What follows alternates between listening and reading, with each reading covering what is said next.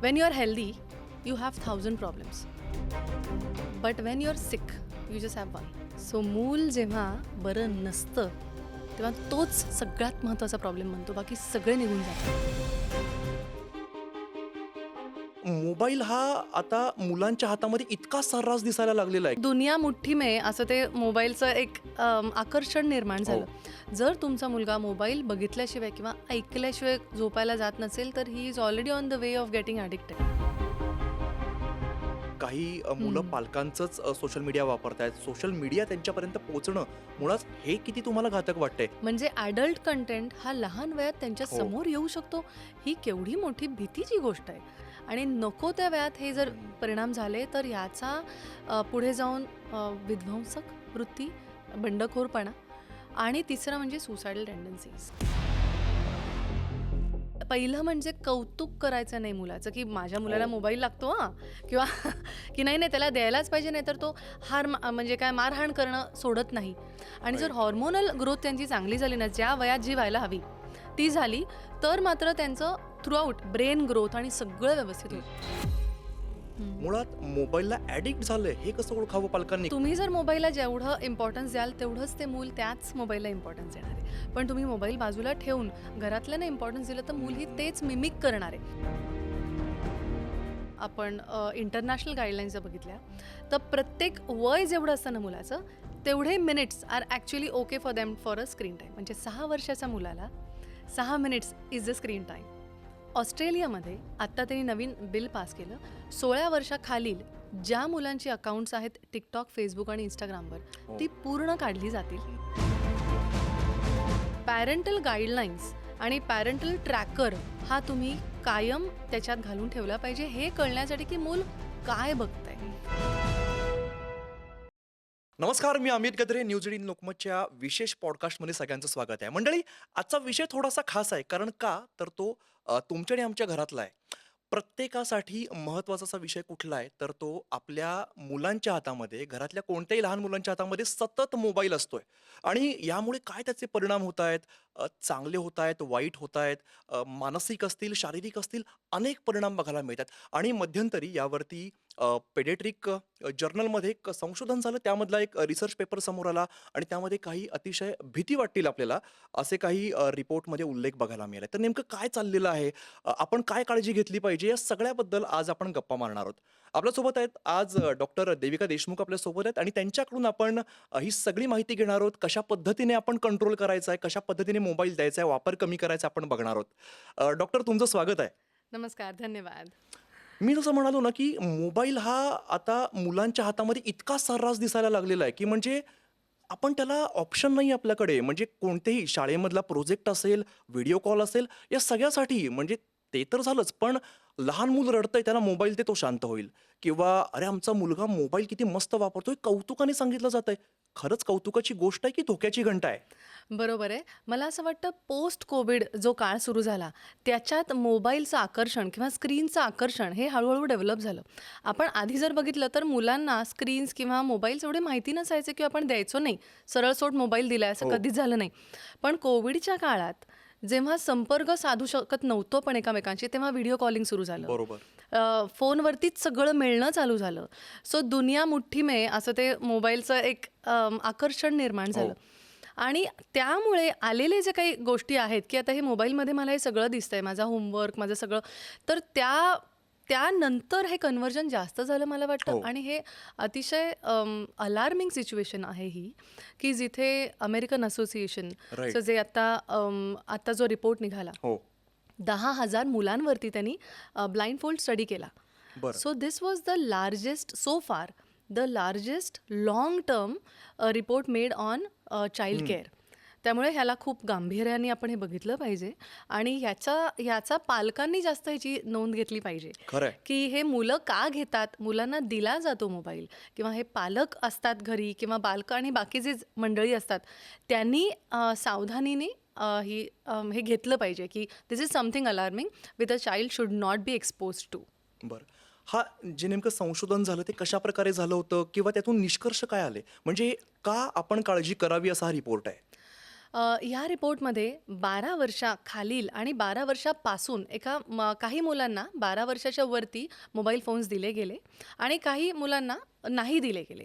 आणि this was an equal study done, की जिथे हे बघितलं गेलं after recording every month, after a stipulated period of study. जेव्हा हा स्टडी संपला तेव्हा समजलं की ज्यांच्या हातात मोबाईल होते त्या मुलांची ब्रेन डेव्हलपमेंट चांगली झाली नाही. बरं. त्यांना डिप्रेशन, ओबेसिटी म्हणजे हो. लठ्ठेपणा म्हणतो किंवा व्हॉट यू कॉल ओबेसिटी, लठ्ठपणा. हो, हो, हो. आणि किंवा ब्लड शुगर लेवल्स त्यांच्या वाढल्या आणि त्यांच्या इन्सोमनिया आणि म्हणजे हे 12 वर्षाच्या आतील मुलांमध्ये दिसलंय. हो, म्हणजे जी मुलं अजून ॲडोलसन्समध्ये पण गेली नाही आहेत किंवा ज्यांना हॉर्मोनल चेंजेस अजून आले नाही आहेत, अशा मुलांवरती हे जास्त प्रकर्षाने दिसलं बरं. गेलं. आणि सेकंड ग्रुप ऑफ स्टडी जिथे मुलांना दिलं नव्हतं, mobile was not expose to them, they were not given a mobile, were developing a much better brain developed cells, awareness, त्यांची स्लीप पॅटर्न चांगले होते, त्यांना ब्लड शुगर लेवल्स आल्या नाहीत आणि त्यांचं शारीरिक संतुलनही व्यवस्थित राहिलं. बरं. आणि ह्याच्यात सगळ्यात गमतीशीर गोष्ट ही आढळली की त्यांनी हे बघितलंही नाही की मोबाईलमध्ये काय बघून मुलांना हे झालंय. बरं. म्हणजे ज्यांच्या फक्त हातात मोबाईल आहेत, ज्यांच्याकडे मोबाईल उपलब्ध आहे. म्हणजे ते काय बघतायत त्यावरती आणि परिणाम वेगळे असू शकतात. अगदी बरोबर आहे. त्याप्रमाणे rather they got bifurcated into depression, का अँझायटी, का म्हणजे स्लीपलेसनेस ज्याला आपण म्हणतो की रात्रीची झोप लागत नाही मुलांना, का मग लठ्ठेपणा. सो हे depends on what they are seeing, what they are seeking. Actually they got bifurcated later. पण पहिल्यांदी हे 4 सिम्पटम्स दिसले आणि इकडे ते दिसले नाहीत. सो हा खूप मोठा हे खूप मोठं रीडिंग आहे मला वाटतं, जे आपल्याला अतिशय सतर्क करायला किंवा विचार करण्यापासून प्रवृत्त करतं की तुम्ही काय करताय. अख्खं जनरेशन यांनी वाईट होऊ शकतं. पण डिप्रेशन ही संकल्पना इतकी मोठी आहे आणि ही हो. एवढ्या लहान मुलांमध्ये दिसते, तर हे काय कसं बघायचं या गोष्टीकडे? म्हणजे लठ्ठपणा आहे हा आपल्याला दिसतोय. डिप्रेशन, माझा पहिला प्रश्न की डिप्रेशन ओळखायचं कसं आणि इतकी मोठी टर्म आहे या लहान मुलांच्यात दिसते. सो याला काही काही सिम्पटम्स आपल्याला दिसतात.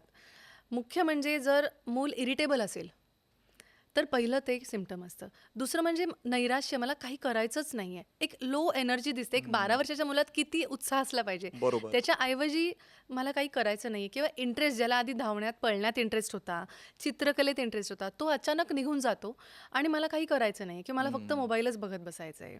किंवा एक चिडचिडेपणा घरी वाढतो. आणि तिसरं लक्षण म्हणजे की सोशली त्यांना कुठे जायचं नसतं, त्यांना सगळ्यांमध्ये मिंगल व्हायला आवडत नाही. सो हे जर तुम्हाला सिम्पटम्स दिसत असतील तर हे डिप्रेशनकडे जाणारी लक्षणं आहेत आणि हे आईवडिलांनी आधीच बघून त्यावर त्वरित काही उपाय केले पाहिजेत. बरं. मग त्याच्या आधीची स्टेप जी आहे की मोबाईलला ॲडिक्ट होतोय मुलगा किंवा मुलगी आणि त्यानंतरचे परिणाम दिसत आहेत. मुळात मोबाईलला ॲडिक्ट झालंय हे कसं ओळखावं पालकांनी? कारण मुळात पालकांच्या हातातच इतका वेळ मोबाईल आहे की ते पण खूप नॉर्मल गोष्ट झालेली आहे. त्यामुळे मुलगा ॲडिक्ट होतोय किंवा तो ॲडिक्ट झालाय हे कसं ओळखावं? सो कुठल्याही गोष्टीला आपण जेव्हा ॲडिक्ट होतो तेव्हा त्याच्या आधी त्याची गरज असते, बरोबर. पण गरज जेव्हा ओव्हरडू होते तेव्हा ॲडिक्शनमध्ये रूपांतर होतं. मोबाईल ही आपली गरज आहे आणि आपली ही हॉबी नाही, हे पालकांनी पहिलं समजून घ्यायला हवं. बरं. जर पालकच मोबाईलवरती गेम्स खेळत असतील, पालकच मोबाईलवरती सगळ्या सिरीज बिंज वॉच करत असतील, तर मुलं ही फक्त तुम्हाला मॉडेल करणार आहेत, ही फक्त तुम्हाला इमिटेट करणार आहेत. हे लक्षात ठेवून तुम्ही जर मोबाईलला जेवढं इम्पॉर्टन्स द्याल तेवढंच ते मूल त्याच मोबाईलला इम्पॉर्टन्स देणार आहे. पण तुम्ही मोबाईल बाजूला ठेवून घरातल्यानं इम्पॉर्टन्स दिलं तर मूल ही तेच मिमिक करणार आहे, हे समजून घ्यायला हवं. सो जिथे गरज आहे तिकडे येस, पण जिथे गरज नाही तिथे पालकांनी आधी हे ओळखलं पाहिजे, ह्याची मला गरज आहे का. जर नसेल तर ते बाजूला ठेवून मुलांशी मिंगल करायचं. म्हणजे मुलांनाही कळतं ओके याच्यावरती माझं कदाचित एखादा अभ्यासाचं काही येत आहे किंवा एखादा व्हिडिओ मला बघायला सांगितला जो मी बघणार आहे आणि मग गरज नाही म्हणल्यावर तो फोल्ड करून बाजूला ठेवला जातो. तर हे पालकांकडनं यायला हवं मुलांकडे, उलटं नाही जाऊ शकत. ओके. जर तुम्ही वाचनात एक पुस्तक घेतलं वाचायला आणि पालकच एक पुस्तक वाचत बसला तर मूल ही घेतं दुसरं पुस्तक आणि वाचायला बसतं. पण पालक जर मोबाईलमध्ये पुस्तक वाचत असेल तर मुलांनाही वाटतं की मलाही हवा, म्हणजे त्याच्यात पुस्तक आहेत तर मीही घेतलं पाहिजे. राईट. आता जसं तुम्ही मगाशी म्हणाल, की गरज ओळखणं गरजेचं आहे. आता गरजच इतकी मोठी बनली आहे, की बऱ्याच शाळांमध्ये किंवा ट्युशनमध्ये जे काही प्रोजेक्ट दिले जातात, काही टास्क दिले जातात, त्याला तर मोबाईल गरजेचा आहे. दुसरी हं, महत्त्वाची गोष्ट आपण आता समजा लहान मूल घरी आहे आणि आई-वडील दोघंही बाहेर गेलेत. हं, तर त्यांना व्हिडिओ कॉलद्वारे त्यांना कम्युनिकेट करणं हाच एक मार्ग असू शकतो. हं. मग अशा वेळेला या गोष्टीची सांगड कशी घालायची? याचा समतोल बॅलन्स कसा ठेवायचा या गोष्टीचा? ह्याचा बॅलन्स आपण असा राखू शकतो, की ज्या गोष्टी तुम्हाला प्रिंटमध्ये नाही मिळू शकत, त्या गोष्टी तुम्ही मोबाईलवरती बघू शकता. जसं की शाळेचे काही प्रोजेक्ट्स असतात किंवा प्रोजेक्टच्या गाईडलाईन्स असतात. गाईडलाईन्स बघून मग तुम्ही तो प्रोजेक्ट करू शकता किंवा जर मूल घरी असेल आणि पालक बाहेर असेल, तर त्यावेळेस ही अगेन गरज होते, की कसं आहे हं. मूल माझं आणि कसे आहेत माझे पालक, हे मला त्यांना बघायचं आहे आणि मुलाला पालकांना बघायचं आहे किंवा मुलाला म्हणजे it is a dual communication, right? So communication again becomes a necessity. पण ती झाल्यानंतर एक टाइम्ड स्क्रीन टाईम ठेवणं हे अत्यंत गरजेचं आहे. If you go with WHO guidelines किंवा आपण इंटरनॅशनल गाईडलाईन्स जर बघितल्या, तर प्रत्येक वय जेवढं असतं ना मुलाचं, तेवढे minutes are actually okay for them for a screen time. म्हणजे 6 वर्षाच्या मुलाला 6 minutes is a screen time. बरं. Okay, so if you see that, so in those 6 or 7 minutes you show them the most productive thing आणि त्याच्यानंतर help them to get distracted कुठेतरी दुसरीकडे.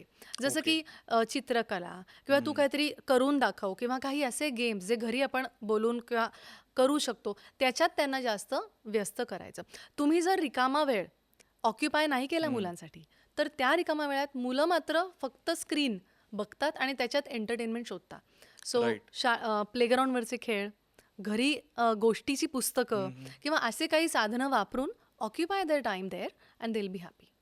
मला वाटतं की पाटी पेन्सिलची जी जागा आहे ना, ती आता हं, टॅबलेटनं घेतलेली आहे आणि हं. प्रत्येकाच्या हातात टॅबलेट आणि ती डिजिटल पेन्सिल बघायला मिळते. आपण मोबाईलबद्दल आत्ताच बोललो. आता म्हणजे तुमची गरज काय किंवा तुम्ही काय करताय? आता ह्या गोष्टीच्या हे न्यू नॉर्मल झालंय असं मला वाटतं. टॅबलेट असणं लहान मुलाकडे शाळा कॉलेजसाठी तर ते आता नॉर्मल झालंय. या सगळ्यामध्ये त्याच्या मानसिक आणि शारीरिक विकासावरती काही परिणाम होतोय का? तो जर होत असेल तर तो कसा होतोय? टॅबलेट्स आता नॉर्मल झाल्यात कारण आफ्टर पोस्ट कोविड हं. रादर सगळ्या स्क्रीन्स या नॉर्मलाइज केल्या गेल्या. मग तुम्ही कसं मुलाला त्याच्यापासून शारीरिकरित्या वाचवू शकाल? एक म्हणजे वेअर द स्पेक्स विच जे तुमच्या ब्लू लाईट्सनी तुमच्या कॉर्नियावरती वाईट इम्पॅक्ट नाही करत. तर ते ग्लासेस तुम्ही घातले पाहिजेत जर हं. त्याच्यावरतीच प्रोजेक्ट्स असतील तर. कारण आता ॲनिमेशन्स आणि आता करियर स्कोप खूप वाढलाय. हो. आधी फक्त सायन्स, कॉमर्स, आर्ट असायचं, डॉक्टर, वकील किंवा चार्टर्ड अकाउंटंट हं. असं व्हायचं. पण आता तसं नाहीये. आता बरोबर. 8वी नंतर काय, 4थी नंतर पण मूल शिकू शकतं, की मला हं. हे करायचं, मला डिजिटलमध्ये जायचं, मला ॲडव्हर्टायझिंगमध्ये करायचं. So everything requires a screen. तर त्याच्यात सुद्धा you can limit that time, की ठीक आहे 1 तास हं. Is your time. मग त्याच्यात तुला जे जे हवं आहे ते तू कर. हे तुझ्याकडे साधनं आहेत and then you stop it. म्हणजे जिथे थांबेल हं. तिकडे मुलाची क्रिएटिव्हिटी चालू होईल मनातली and imaginations will grow there. Again next day he comes back to the screen बरं. And he can perform. So हा परफॉर्मन्सचा आपण टाईम ठेवला पाहिजे. हे टाईम्ड असलं पाहिजे. म्हणजे मानसिक तणाव, शारीरिक डोळ्यांवरती तणाव हं, हं. हा येणार नाही. आणि जसं आपण म्हणतो की एक ही कशी मानसिक चालना आहे. बरोबर आहे. जेव्हा आपण स्क्रीन समोर असतो आपण हो. शारीरिक हालचाल काही करू शकत नसतो. मग त्याचाच तसंच बॅलन्स्ड एक असं काही ठेवावं, की मग हे माझं झालं, की मी व्हॉलीबॉल खेळायला जातो बरं. किंवा फुटबॉल खेळायला जातो. मैदानी खेळ हे मुलांना आपण इन्कल्केट केलेच पाहिजेत. हं.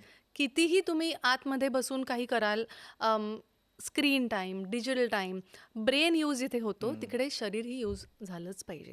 सो पालकांना हे बॅलन्स साधणं हे फार खरं महत्त्वाचं आहे. मी ना परवा एका कार्यक्रमाला गेलो होतो आणि मला एक खूप म्हणजे वेगळं वाटतं मला ते बघून. हं. एक लहान बाळ होतं साधारण 1 वर्षभराचं वगैरे बाळ असेल आणि ते ना खूप जोरात ओरडत होतं. ते रडलं, ओरडलं आणि बाळाची आई म्हटली, "मोबाईल दे रे, तो मोबाईल मागतोय." मी त्यांना विचारलं, की "तुम्हाला कसं कळलं की त्याला मोबाईल पाहिजे?" "नाही, तो मोबाईल हवा असेल तर तो वेगळं ओरडतो." अय्या! म्हणजे हे किती गंभीर आपल्याला म्हणावं लागेल किंवा यालाच उद्देशून प्रश्न असा की डिजिटल एक्सपोजरसाठी काही वय असावं का? किंवा ते मेडिकली आपण कसं बघतो? कधी, किती वयानंतर आपण त्यांना असे डिजिटल गॅजेट्स दिले पाहिजेत? पहिला प्रश्न म्हणजे हो, डिजिटल एक्सपोजरसाठी हं. चं बंधन असावंच. ऑस्ट्रेलियामध्ये आत्ता त्यांनी नवीन बिल पास केलं, की 10 डिसेंबर 2025 नंतर 16 वर्षाखालील ज्या मुलांची अकाउंट्स आहेत टिकटॉक, फेसबुक आणि इंस्टाग्रामवर, ती पूर्ण काढली जातील आणि त्यांना कोणालाही हे अलाउच केलं जाणार नाहीये to be signed in. Okay, आता ते मेजर प्लॅटफॉर्म्स गेल्यानंतर राहिला प्लॅटफॉर्म यूट्यूब किंवा अशा काही व्हिडिओजचा, बरोबर. जिथे पालकांनी नियंत्रण राखणं हे अत्यंत गरजेचं आहे. You should know what your child is seeing on screen. Parental guidelines आणि पॅरेंटल ट्रॅकर हा तुम्ही कायम त्याच्यात घालून ठेवला पाहिजे, हे कळण्यासाठी की मूल काय बघतंय. ओके, कारण ते फार महत्त्वाचं आहे की मुलं कुठल्या प्रकारच्या गोष्टी बघतायत, कारण त्याप्रमाणे त्यांचं ब्रेन डेव्हलप होत जाणार आहे. सो रिअलिस्टिक आणि नॉन रिअलिस्टिक ज्या गोष्टी आहेत त्या मुलांना आपण समजावून सांगितल्या की त्या समजतात. आणि दुसरी गोष्ट म्हणजे ही जे तुम्ही आता उदाहरण दिलं हो, हो. की इतक्या लहान मुलाचं, ते कारण त्याला कळलंय की आई बाबा त्याला जास्त इम्पॉर्टन्स देत आहेत त्या गोष्टीला, जो मोबाईल आहे जो त्याला कदाचित माहितीही नसेल. किंवा मुलांकडे माझ्या काही क्लिनिकमध्ये येणाऱ्या लहान मुलांना हे वाटतं की त्या मोबाईलमध्ये माझे आजी आजोबा आहेत, कारण ते राहत असतात गावी, बर. दिसतात क्वचित कधीतरी थ्रू व्हिडिओ कॉल्स. सो त्याच्यात he is placing his feelings in the Right. Digital, in the electronic. Now you have to detach that feelings from that. आणि हे करण्यासाठी तुम्हाला थोडेसे प्रयत्न घ्यायला लागणार आहेत. पहिलं म्हणजे कौतुक करायचं नाही मुलाचं की माझ्या मुलाला मोबाईल लागतो हां, किंवा की नाही त्याला द्यायलाच पाहिजे, नाही तर तो म्हणजे काय मारहाण करणं सोडत नाही. त्याला करू द्या. Let him have the emotional release is what we say as doctors, की लेट हिम. एकदा करेल, दोनदा, तीनदा करेल, पण जेव्हा त्याला कळते की नाही आपल्याला मिळत नाही आपल्याला. चिडचिड हो, करून काही हो. उपयोग होत नाहीये, आई बाबा काही देत नाहीयेत, तेव्हा ते शांत बसेल. आणि त्या काळात आई बाबांनी चिडचिड नाही करावी, त्यांनी शांतपणे ते घ्यावं. महत्वाचं आहे. ते महत्वाचं आहे. असंही होतं ना की बऱ्याचदा अरे तो रडतोय, दे ना त्याला मोबाईल. Correct. आणि त्यावेळेला मग आणि त्या लहान मुलांना युट्यूब ओपन करता येतं, त्यांच्या आवडीचं कार्टून जे आहे ते सर्च लिस्टमध्ये ऑलरेडी असतं, ते त्यांना कळतं तेवढं, भले वाचता येत नसेल तर. हो. हे चित्र आपण खूप कॉमनली बघतोय हल्ली, हो. म्हणजे त्यात काही असं नवल नाही राहिलंय. नाही. तर मग ते रडतोय म्हणून मोबाईल दे, हे किती गंभीर आहे. खरंच. मुलं ही आत्ता जी येत आहेत ना, ती टेक्नॉलॉजिकली ऑलरेडी साऊंड होऊन येत आहेत. हो. So genetically also they are very sound than us. म्हणजे प्रत्येक ॲडव्हान्स जनरेशन जे आहे ते खरंच ॲडव्हान्स आहे, त्यांना सगळं बरोबर कळतं. पण त्यामुळे आपण त्याचं हे जे कळतंय ह्याचं फार कौतुक नाही केलं पाहिजे त्यांच्या समोर तरी. आणि दुसरी गोष्ट म्हणजे ते जेव्हा त्याच्यात ते बघत असतात तेव्हा सपोर्टिव्ह काही गोष्टी दाखवून तो बंद करून त्याच्याशी engage as a verbal communication हे केलं पाहिजे. बरं. की सगळं कम्युनिकेशन त्याच्या थ्रूच त्याच माध्यमातून होत आहे, तर हे चुकीचं आहे. हे नाही झालं पाहिजे. म्हणजे मुलं कुठेतरी हे कळलं पाहिजे की माझ्या आई बाबांनी त्याला फार काही महत्त्व देत नाही आहेत, तर त्याच्यावरती काम आहे, ते काम झालं की ठेवून देतात बाजूला. So I think in every house hold there should be technology free zones. Okay. जसं की स्वयंपाकघर, तुम्ही जेवून किंवा डायनिंग रूम तुमची असेल तर बरं. आज जाताना मोबाईल ठेवून एक ट्रे, मी माझ्या घरी ट्रे केलाय, त्या बरं. ट्रेमध्ये फोन ठेवायचे आणि आज जाऊन डायनिंग टेबलवर जेवायला नो बसायचं. मोबाईल झोन हा घरी असला पाहिजे. Yes. So tech free zone is very important. No mobile, no iPad, no TV, म्हणजे कम्प्लिटली टेक्नॉलॉजिकली युअर ऑफ, म्हणजे ह्युमन कनेक्ट होतो. आणि मग त्यातनं मुलांचं वक्तृत्व म्हणा, स्पीच म्हणा, सगळं सुधारतं, कम्युनिकेशन म्हणा, आणि त्यांना इमोशन्स त्यांच्या एक्सप्रेस करायला वाव मिळतो. So that should be a platform I think, जे प्रत्येक घरात ॲटलिस्ट तुम्ही 1 तास ठेवा, 2 तास ठेवा, की त्या जेवणाच्या टेबलावर मात्र आपण गप्पा मारल्या पाहिजेत आणि जेवलं पाहिजे. असं काही इन्कल्केट केलं तर ते पुढे जाऊन जनरेशनला बेनिफिशियल ठरेल. तुम्ही जसं म्हणाल की वक्तृत्व सुधारतं किंवा नो मोबाईल झोन जर असेल घरामध्ये, तर घरातले जे काही 3-4 व्यक्ती आहेत ते समोर बसतील, बोलतील, हे सगळं स्वाभाविक आहे, ते होणार. पण मुलांची क्रिएटिव्हिटी आहे किंवा स्पोर्ट्समनशिप जी आहे ती तुम्हाला बाहेर जाऊनच कळणार आहे. तुम्ही पडून, जिंकून, हारून त्याच गोष्टी तुम्हाला शिकायला मिळणार आहेत. तर अशा कोणत्या ॲक्टिव्हिटीज कंपल्सरी केल्या पाहिजेत? तुम्ही डॉक्टर म्हणून सांगाल की त्यानंतर मुलाचा विकास, मानसिक विकास त्या गोष्टींवरती अवलंबून आहे. सो मुलांचा विकास हा शारीरिक स्पोर्ट्स थ्रू अतिशय चांगल्यारीत्या घडतो. कारण Wien you say a brain development, ते आपल्या हॉर्मोन्सशी रिलेटेड असतं. ओके. आणि हॉर्मोनल डेव्हलपमेंट हे आपल्या 3 गोष्टींवरती ठरतं. एक म्हणजे कुठला आहार तुम्ही घेताय, जे मोबाईलने इन्फ्लुएन्स नसला पाहिजे. की जर तेच रील्स बघत असतील मुलं तर त्यांना फक्त प्रोटीनच खायचं आहे म्हणून फक्त प्रोटीन खातात आजकालची मुलं, हे मी पाहिलं आहे. किंवा नाही मला फक्त केक्स किंवा चॉकलेट्सच हवेत, कारण ते चॉकलेटचा स्वीटनेस हा बाकी कुठल्याही स्वीटनेसनी येत नाही ते. आणि त्यामुळे आहार आपला त्यांचा सांभाळायला पाहिजे. विहार म्हणजे ॲक्टिव्हिटीज, की मूल शाळेत जाऊन शिकतंय त्याच्या व्यतिरिक्त कुठले असे स्पोर्ट्स ज्याच्यात फिजिक त्यांचं वापरलं जाईल. Not the sports that you play on PS3 stations or हो. एनिथिंग. सो ते गेम्स न खेळता मैदानी खेळांवरती भर देऊन, व्यायामशाळा असेल जवळ तर व्यायामशाळा लावा जिथे मैदानी खेळ घेतले जातात. ओके. आणि आहार, विहार आणि निद्रा. निद्रा म्हणजे त्यांची झोप. जर तुमचा मुलगा मोबाईल बघितल्याशिवाय किंवा ऐकल्याशिवाय झोपायला जात नसेल तर he is already on the way of getting addicted. So तुम्ही ते पहिलं सोडवा. स्लीप रुटीन चालू करा. एक राईट. झोपेचं एक रुटीन असतं. तुम्ही रात्री जेवणाच्या आधी अंघोळ, मग जेवण, मग डिमिंग द लाईट्स, एक स्टोरी बुक वाचा किंवा वाचायला सांगा आणि शांतपणे छान दिवसभराच्या गप्पा मारता मारता त्याला झोपू द्या. हे रुटीन जर फॉलो केलं तर मुलाची झोप चांगली होते. When these 3 things are together तर मग hormones act in the most beautiful way. आणि जर हॉर्मोनल ग्रोथ त्यांची चांगली झाली ना, ज्या वयात जी व्हायला हवी ती झाली, तर मात्र त्यांचं थ्रूआउट ब्रेन ग्रोथ आणि सगळं व्यवस्थित होतं. पण हे साधारण पहिल्या 16 वर्षात बघितलं जातं. बरं. एकदा 16व्याची ती एक एक एक डिमार्केशन असते की हॉर्मोनल शिफ्ट होतो. तो झाल्यानंतर रिपेअर करणं हे आपल्याला खूप कठीण जातं. मग त्याच्यानंतर यू शुड त्याच्या आधीही लागलं तर जर तुम्हाला वाटत असेल की मूल ॲडिक्ट होतं जसं तुम्ही म्हणालात, you should seek a counsellor, a therapist, a doctor. तुम्ही डेफिनेटली त्यांची मदत घ्यायची. ह्याच्यात काही लाजण्याजोगी काही गोष्ट नाही आहे की नको नको माझ्या मुलाला नको हां, किंवा माझं वेडं म्हणतील वगैरे, असं अजून पण नसतं. ती गोष्ट खूप टॅबू आहे हो, आपल्याकडे. टॅबू आहे. पण तो आपण ब्रेक केलाच पाहिजे. आपल्या जनरेशननी तो केला पाहिजे रादर, की नाही मला गरज आहे, मदतीची गरज आहे. मला कळत नाही या मुलाला मी बाहेर कसं आणू, हा 2 तास टीव्ही बघतोय किंवा राईट. 2 तास मोबाईलमध्ये मुलगी आहे माझी, बाहेर कसं काढू? हे कसं झालं माहिती आहे का? म्हणजे मला आठवतं की जेव्हा रेडिओ आले तेव्हा रेडिओ ऐकण्यावरून घरात पालक ओरडायचे. जेव्हा टीव्ही आले त्या जनरेशनला टीव्ही का बघतो म्हणून ओरडायचे. आता मोबाईल आणि टॅबलेट्स आलेत. जनरेशन जशी जशी पुढे जात गेली, हो. टेक्नॉलॉजी जशी जात गेली, तर तसं तसं व्यसन बदलत गेलं. ते ॲडिक्शन जे आहे, मग त्यातून बाहेर पडण्याचे मार्ग सुद्धा आता बदलायला हवेत, जसं तंत्रज्ञान बदलतंय. हो. बरोबर आहे, बरोबर आहे. म्हणजे रादर रेडिओ फ्रिक्वेन्सी वेव्हज ज्या असतात, त्या आपल्या रेडिओमध्ये आपल्याला मिळतात किंवा फोन्सच्या ब्लूटूथमध्ये मिळतात. तसाच्या EMF म्हणजे इलेक्ट्रोमॅग्नेटिक फ्रिक्वेन्सी हो. वेव्हज तयार होत आहेत, ज्या रादर जास्त घातक आहेत. त्यामुळे त्या तुम्हाला मायक्रोवेव्हजमध्ये मिळतील किंवा तुमच्या वायफायमध्ये मिळतील किंवा मोठ्या म्हणजे ब्रिजेसच्या बाजूला जे टॉवर्स असतात राईट. त्याच्यात मिळतील. त्यामुळे हे रेडिएशन्सला आपण त्याचं वाढत गेलं एक्सपोजर, कमी नाही होत गेलंय. पण ॲटलिस्ट आपण त्यातनं कसे वाचू शकतो हा आपण विचार करावा. म्हणजे जर प्रत्येक घरात हा विचार केला गेला की रात्री झोपताना मी वायफाय बंद करणार आहे, मायक्रोवेव्ह बंद करणार आहे, ज्याच्यात आपल्याला माहिती आहे EMF जास्त आहेत, तर ते रेडिएशन आपण कमी करू शकतो. बरं. झोप चांगली लागते त्यांनी आणि शांत वाटतं आणि उगाचच जे मेंटल अँझायटीमध्ये माणसं जातात ती जात नाहीत. पण फोन चालू आहे पण इंटरनेट ऑफ आहे. यु नो हे राईट. एक असतं की मी रिचेबल आहे पण not why the internet. So that also gives you की नाही मी रिचेबल आहे पण मला ते हार्म करत नाहीयेत, कमीत कमी हार्म करतायत रादर. ते आपण बघू शकतो.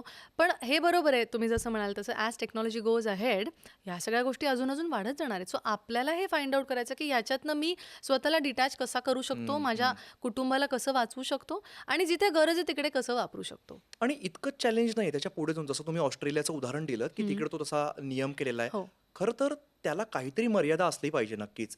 कुठल्या वयाच्या आतली जे मुलगा मुलगी जे कोणी असेल ते काय बघतायत यावर खरंच तसा कुठलाही कंट्रोल नाहीये. बरोबर. म्हणजे काही मुलं पालकांचंच सोशल मीडिया वापरतायत. सोशल मीडिया त्यांच्यापर्यंत पोहोचणं मुळात हे किती तुम्हाला घातक वाटतंय? कारण त्यावरती असलेला अल्गोरिदम, त्यावरचं असलेलं कॉन्टेंट हे सगळं हे कोणाच्याच हातात नाहीये आपल्या. बरोबर आहे. हा अत्यंत गंभीर विषय आहे की पालकांचे अकाउंट्स हे मुलं बघतात. म्हणजे ॲडल्ट कंटेंट हा लहान वयात त्यांच्या समोर येऊ शकतो. ही केवढी मोठी भीतीची गोष्ट आहे. लहान वयात हेच विपरीत परिणाम होऊ शकतात बुद्धीवर आणि नको त्या वयात हे जर परिणाम झाले तर याचा पुढे जाऊन विध्वंसक वृत्ती, एक बंडखोरपणा आणि तिसरं म्हणजे सुसायडल टेंडन्सीज बरं. ह्या जास्त डेव्हलप खूप होतात. गंभीर आहे त्याचे परिणाम. खूप गंभीर परिणाम आहेत आणि हा त्वरित मला वाटतं हा ॲड्रेस केला पाहिजे. ॲटलिस्ट आपल्यासमोर हा एवढा मोठा रिपोर्ट आला आहे. Plus right. प्रगत देश ऑस्ट्रेलियासारखं ऑलरेडी त्यांनी बॅन घातलं आहे. तर आपलाही देश जो आता प्रगत होतोय, विकसित भारत ज्याला आपण म्हणतोय, त्याच्यात ह्या सगळ्या गाईडलाईन्स राखणं आणि त्या पाळणं अत्यंत गरजेचं आहे. पण मला वाटतं त्याच्यासाठी प्रत्येक घरात हे आपण स्वतःनी पहिलं केलं पाहिजे. म्हणजे बरोबर. मुलाला मोबाईल आपोआप मिळत नाही, पेरेंट्स दिला देतात. जातोय. पालक देत आहेत तर मुलांना मोबाईल मिळेल. हम्म. बरं त्याच्यात सुद्धा स्टेटस सिम्बॉल होतं कधी कधी की माझ्याकडे आयफोन आहे, अँड्रॉइड. म्हणजे मुलांना हेही कळतं. खरंय. जो पालक तसा विचार करतो तरच मूल तसा विचार करेल. पण पालक जर तसा विचार करत नसतील तर मुलंही आपोआप करणार नाही. त्यामुळे मुलांना याच्यात दोष न देता पालकांवरती काम करण्याची जास्त गरज आहे. मला वाटतं पालकांचं थोडं कारण काउन्सिलिंग अनुकरण करून करतायत मुलं. एक्झॅक्टली अनुकरण होत आहे आणि तशीच मुलं वागतायत. आता हे सगळं झालं की ज्या पालकांना माहिती आहे की माझा मुलगा किंवा मुलगी ऍडिक्टेड आहे, आता कुठल्या छोट्या छोट्या गोष्टी कराव्यात की ते रोज हळूहळू त्रास न होता त्यांना इथून बाहेर पडता येईल? युजली ही जी मुलं ॲडिक्टेड असतात ती थोडीशी सोशली विड्रॉन असतात. जी ॲडिक्टेड तुम्ही म्हणतायत की त्यांना सोसायटीमध्ये जायला आवडत नाही, बाहेर पडायला आवडत नाही, मिंगल करायला आवडत नाही. त्यामुळे हळूहळू पालकांनी एक मे बी आता जर addiction if you say it is for 4 hours in a day which is quite a lot, तर मग खूप आहे. तर एक 15-15 मिनटं रोज त्यांची कमी करून त्या 15 मिनिटात काहीतरी एक फ्रेंड्सना काही घरी आणणं किंवा आपण म्हणजे तिकडे हे पण व्हिजिट खूप करणं. गरजेचं आहे हो. की एकदम झटकन तुम्ही बंद नका करू मुलांचं. नाही नाही नाही 4 तास तो मुलगा वापरतोय तर हो. ते पण हळूहळू कमी केलं पाहिजे. हे पण हो. तितकंच महत्वाचं आहे. हो. मागच्या वर्षी मी एक न्यूज वाचली होती की एका 13 वर्षाच्या मुलीकडनं वडिलांनी फोन घेऊन टाकला आणि शी कुड नॉट बेअर दॅट शॉक आणि शी कमिटेड सुसाईड. सो हे खूप गंभीर आहे. गंभीर आहे. त्यामुळे हे समजून घेणं की हे ॲडिक्शन झालंय, पण त्या मुलाला सारखं ते नाही बोलून दाखवून चालत की तू ॲडिक्ट आहेस. मग त्याचा हा त्याच्यावर मुद्दा अजून पण खूप महत्वाचा आहे. येस, कारण त्याचा अजून त्याच्यावरती वाईट परिणाम होतो. म्हणजे त्याला ब्लेम न करता त्याला Correct. छान पद्धतीने सांगून त्याच्या कलेने घेऊन ते आपल्याला कमी करावं लागणार आहे. करेक्ट. म्हणजे मुलाच्या नकळत हे आपल्याला कमी करून घ्यायला लागणार आहे की मुलाला हे नाही कळलं पाहिजे की का आपल्याबरोबर का ह्या कमी का होतंय. ओके, तो नाही, आता इकडे जाऊया, ह्यांच्याशी बोलूया, ह्यांचा फोन आलाय आपण बोलूया, किंवा ह्यांना घरी बोलूया, किंवा तुझ्या मित्रावर आपण जरा बाहेर चल, माझ्याबरोबर भाजी आणायला चल. छोट्या छोट्या गोष्टी, पण ह्याच्यात पालकांचा समावेश असणं हे फार गरजेचं आहे. मुलांची त्यात इन्व्हॉल्वमेंट करून घेणं इन्व्हॉल्वमेंट हे करून गरजेचं घेणं. आहे. येस. दुसरी गोष्ट, shift them from highly process sugar foods to normal foods which has sugars. कारण मुलांच्या डेव्हलपमेंटसाठी आयुर्वेदात आपण म्हणतो की क्षीरनाद ह्या सगळ्या स्टेजेस आहेत मुलांच्या लहानपणापासून ग्रोथच्या. ओके, त्याच्यात त्यांना आधी दुधावर ठेवलं जातं, आईचं दूध, मग गाईचं दूध, त्याच्यानंतर दूध आणि खाणं थोडं थोडं, मग फळं, ह्या स्टेजेस आहेत. तशाच या स्टेजेसमध्ये तुम्ही जेव्हा आत्ता बघाल तर प्रोसेस्ड फूड आपल्याकडे खूप आहेत, शुगर्स खूप आहेत. तर you start building a good bond at home, जिथे घरी केलेलं जेवण हे स्वादिष्ट आणि त्यांना आवडतं ते पहिलं कराल. म्हणजे मोबाईलचं ऍडिक्शन कमी करण्यासोबत त्याचं डाएट काय आहे हे Correct. सुद्धा महत्वाचं आहे. अत्यंत महत्त्वाचं आहे, अत्यंत महत्त्वाचं आहे. कारण जर खूप हाय शुगर फूडवाले जर त्यांनी फूड्स खाल्ले तर he is going to be always on the अँशियस साईड, किंवा रादर अँशियस or depress, depends on the प्रकृती. अगन मग ती प्रकृती येते, त्या मुलाची मूलभूत प्रकृती कशी आहे त्याप्रमाणे तो आयदर अँझायटीकडे जातो नाही तर डिप्रेशनकडे जातो, ते होतं. सो त्याचं खाणं सांभाळणंही तितकंच महत्त्वाचं आहे आणि झोपण्याचे टायमिंग्स हेही तेवढं महत्त्वाचं आहे. सो हा थोडासा चॅलेंजिंग पार्ट आहे in an addiction. And at the same time seek professional help. काउन्सिलरकडे जा, ऑक्युपेशनल थेरपिस्ट आहेत त्यांच्याकडे जा आणि त्यांच्याकडनं सल्ले घ्या आणि मुलांना हळूहळू डिटॅच करा त्या ॲडिक्शन. सो मला असं वाटतं की प्रत्येक पालकाने हे समजून घ्यावं की एक फ्रेज आहे जी आपण मनात ठेवली ना तर आपला you will actually understand the seriousness of this topic. When you are healthy you have 1000 problems, but when you are sick you just have one. So मूल जेव्हा बरं नसतं तेव्हा तोच सगळ्यात महत्त्वाचा प्रॉब्लेम बनतो, बाकी सगळे निघून जातात. बरोबर आहे. सो तो 1000 प्रॉब्लेम्स परवडले, पण हे नको. त्यामुळे ते काय नको ह्याच्या प्रिव्हेन्शन मागे आपण लागलो तर आपण यातनं मुलांना वाचवू शकतो. पडल्यानंतर म्हणजे ॲडिक्ट झाल्यानंतर डिॲडिक्शनमध्ये जाणं फार कठीण आहे. हो. पण न जाण्यासाठी स्टेप्स घेणं छोट्या छोट्या का असेना त्या खूप सोप्या आहेत. म्हणलं तर सोप्या, म्हणलं तर कठीण, पण आपल्याला ते 1000 प्रॉब्लेम्स परवडले, पण हे नको ज्याच्यात मूल डिप्रेस्ड होईल किंवा त्याची झोप निघून जाईल किंवा ते स्थौल्याकडे जाईल.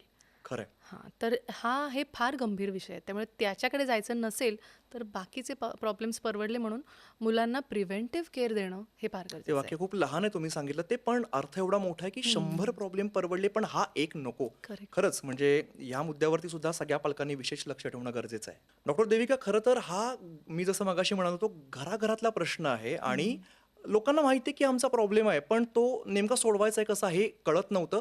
आणि तुम्ही आज ज्या पद्धतीने अगदी सोप्या पद्धतीने सांगितलं, सोपे-सोपे मार्ग सांगितलेत, मला वाटतं बऱ्याच पालकांना याचा उपयोग होणार आहे आणि आपली जी काही मुलं आहेत त्यांना त्यातून बाहेर काढणं त्यांना सोपं जाणार आहे. मला बरोबर वाटतं आहे. अतिशय महत्त्वाचे मुद्दे या सगळ्यामध्ये आपल्या गप्पा गोष्टींमध्ये आलेले आहेत. धन्यवाद या सगळ्या तुमच्या टिप्ससाठी. Thank you. मला वाटतं की मंडळी, हा आपल्या सगळ्यांच्या घरातला जर प्रॉब्लेम आहे तर आपण सगळ्यांनी मिळून यावरती काम करणं गरजेचं आहे. जे काही मुद्दे समोर आलेले आहेत त्या मुद्द्यांचा अभ्यास करून किंवा त्या मुलाला ब्लेम न करता त्याला त्यातून कसं बाहेर काढता येईल हे सगळं बघणं आपल्याला महत्त्वाचं आहे. मंडळी, तुम्हाला हा पॉडकास्ट कसा वाटला हे नक्की सांगा. तुम्ही कुठल्या यातले मार्ग अवलंबता हे सुद्धा सांगा आणि कशा पद्धतीने तुम्ही इथून पुढे आपल्या मुलांना यातून बाहेर काढणार हे सुद्धा कमेंट बॉक्समध्ये नक्की सांगा. आणि अशाच सगळ्या इंटरेस्टिंग व्हिडिओसाठी बघत राहा न्यूज 18 लोकमत.